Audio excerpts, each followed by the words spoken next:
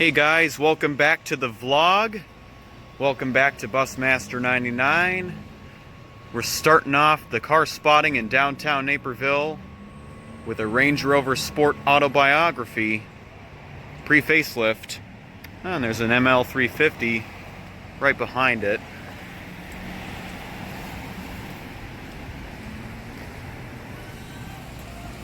Not a bad spec. No signal for the Mercedes. And check out the plate on this Explorer. Whirly. Nice plate, bro. I think this is a platinum trim. It's very easy to tell. Yep, it sure is. A Civic Si coupe right behind it. Nice.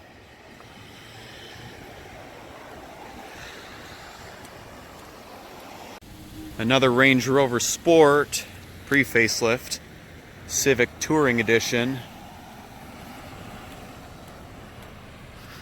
You know what's crazy is I saw Doug DeMuro's review on a 2017 Range Rover.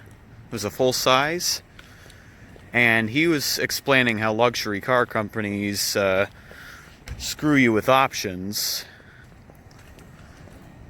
that say you could get on a much cheaper car like a Honda Civic.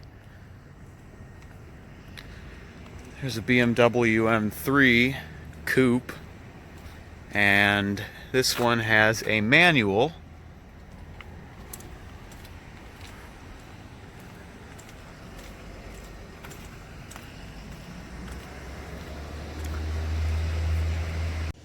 There's a Hyundai Genesis,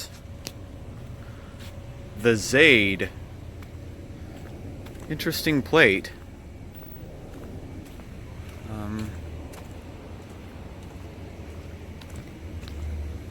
There's an Audi A3. Nothing special. There's a BMW 3 Series coupe. And it's got a manual as well.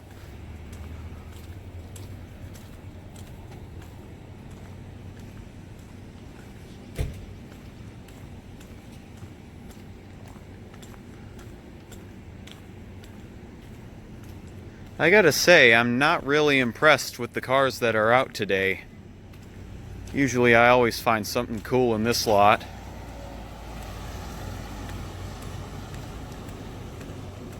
Oh, well, I'd take that back. It's a previous generation 750i, 750Li, my bad. Still a good looking car. Just wish they weren't so unreliable. Here's a Cadillac XT5 and whoops, Lincoln MKZ. I'm gonna let it go.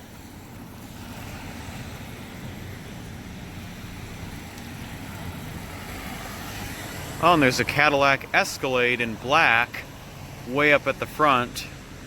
2 cars ahead of a Q5. And over on this side, we have a brand new BMW 530i. This might be the car we rent next year.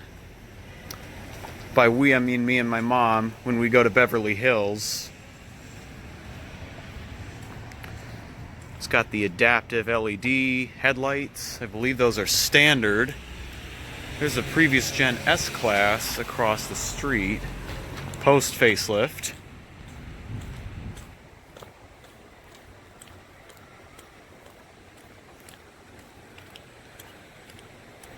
I think I've seen this one before. It's an S550. I saw a Jag up here. It's an XF. It's right behind the Traverse. What do you guys think? Yay or nay? I'm thinking bit on the nay side, because this is the pre-facelift first generation XF. Kind of ugly. The facelift fixed that. I like the looks of the new XF much better.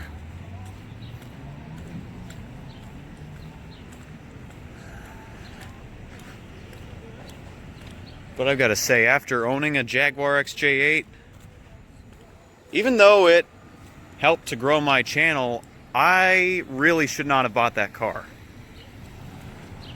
And I'll talk about why a bit later. Here's a previous gen RDX post facelift with the LED headlights.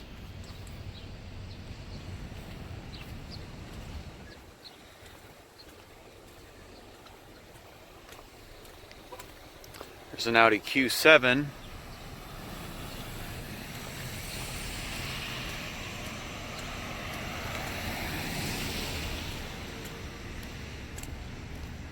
And an Acura MDX post facelift. You can tell by the tailpipes, but the easiest way to tell is to look at the front grille. And here's a previous generation GLE 350. So that means it has a V6, not turbo or anything. The new 350 has a turbo 4, so it's down about 55 horsepower. And here's a Porsche Macan GTS. Nice. Not a bad spec for a Porsche. It's all blacked out. It's got window tint. Ah, and there's a Q7 not too far from it. Well, guys, if I ever said that I was disappointed with the car selection today, I'm actually not. That previous parking lot made up for it. There's a new Volkswagen Tiguan and an XT5 and a BMW X5 previous gen with no daytime running lights on. Not sure why people like to turn those off. And there was a Jeep Wrangler Rubicon, brand spanking new.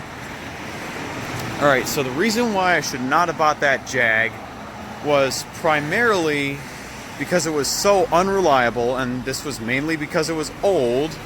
Some of that stuff was just general maintenance, and I was fine with that.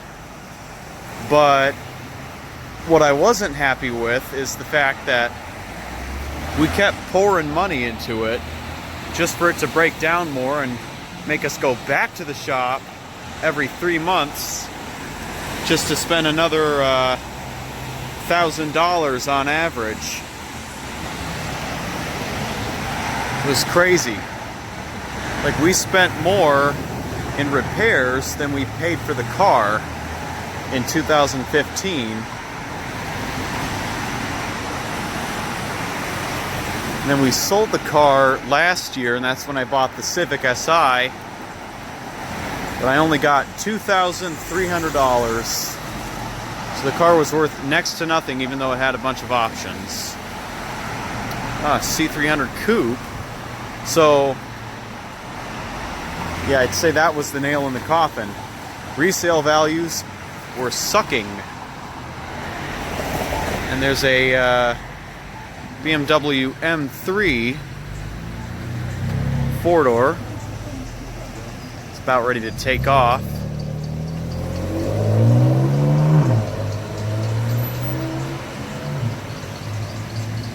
Sure, he did cut the MDX off, but I really did enjoy the sound. I'm gonna hit this traffic signal. Wait. But you see, money was not the only reason I should not have bought the car. Shouldn't have bought the car because I kind of knew already that it was neglected. There's an RDX current generation A spec. So there's a BMW 640i Grand Coupe and a Mercedes E-Class right there. But, you know, another reason why I should not have bought the Jag was because I did get a lot of hate for having that car. Like, a lot of hate. And most of it was just because I was voicing my opinion on the problems it has. And of course, any car will have problems, but I just felt that some of the problems that I had with that car were just unnecessary and should not have happened. So, and to think I could have avoided that by learning manual at 16 and then buying a Civic Si then, and I would still have that car to this day. But then again, another consequence was I might not have 10,000 subs, but I got most of my subs due to my bus videos and my skit that I did with my driver.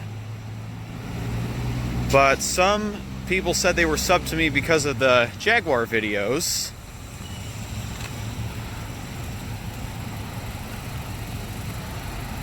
Like, I was just reading through my comments the other day. Saw a guy who claims he's a Jaguar mechanic. He commented on one of my old videos from 2017 with the Jag. And you want to know what I hated about that comment in particular? He kept proving the same point over and over again. Like, he said, "You're stupid," at least 5 separate times in that comment. Like, it just really boggles my mind how some people can be full grown-ass men and be immature. Because I allow constructive, respectful criticism, but if it's disrespectful or doesn't help me out, I'm gonna delete it. But long story short, the haters are right. I should not have bought the car. So I actually agree with some of the things my haters said, but I won't agree with the fact that I'm stupid. Sure, I may be an idiot, but I'm not stupid, as Jerry Trainer says in that one episode of iCarly. The important thing is that you learn from those mistakes, and what this Jag mechanic did not realize is that I already sold the car. So that's right, I've sold the car, and I still get hate for the videos I've posted. And they may not recognize that I don't have the car anymore. That's the problem. Well, alright. Volkswagen Atlas. Sorry if I wasn't pointing out the names of some of these cars.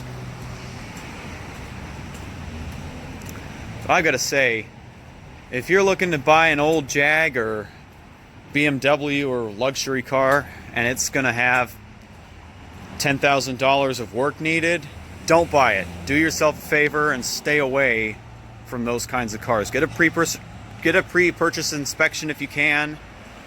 I'm gonna get a pre-purchase inspection for when I plan to buy a used S-Class in 4 years. This is gonna get traded in 2023 for an S-Class. I'm also gonna buy a Honda Accord or maybe lease it as a daily, so I'm not putting all the miles on the S. But I could not get a pre-purchase inspection on the Jag because we were buying it from a local neighbor. So that was another problem. Just because you can buy from a neighbor doesn't mean you should, unless they're selling a Honda. This is a 1990s Ford Mustang GT, and it has an automatic. Alright. I saw the guy parked behind me, so I moved up so he could have more room.